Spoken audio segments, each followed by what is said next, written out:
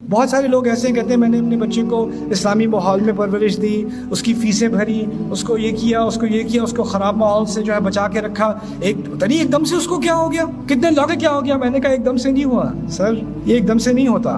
اس کے دل میں، اس کے ذہن میں سالوں سے بات تھی جو وہ آپ سے کرنا چاہتا تھا، لیکن آپ نے اس کے لیے وہ دروازہ نہیں کھولا، تو اس نے وہ بات اپنے دوستوں سے کی، اس نے وہ بات یوٹیوب سے جا کے سنی اور کسی اور سے کی، اس نے وہ بات انسٹاگرام سے کی، آپ سے نہیں کی، اور آخر کار ان باتوں میں اتنا دور نکل گیا کہ اب اس کو ہمت آ گئی کہ دیکھیں آپ کے پاس تو ویسے ہی آپ کے دل میں میرے لیے جگہ نہیں ہے، تو مجھے آپ سے ڈرنے کی کیا ضرورت ہے؟ اب تو ویسے بھی میں 18 سال کا ہو گیا ہوں۔ پھر وہ اپنی جو اس کے اندر تھا وہ باہر آ جاتا ہے۔ تو ہم جب تک اس حقیقت کا سامنا نہیں کریں گے نا، ہم سمجھیں گے پتہ نہیں کہاں یہ جدید کوئی تہذیب، جو مغربی تہذیب ہے، یہ آ کر ہم پر حملہ کر رہی ہے۔ نہیں، اس کے حملے کا کوئی اثر نہیں ہونا تھا اگر ہم اپنا کام کرتے ہوتے۔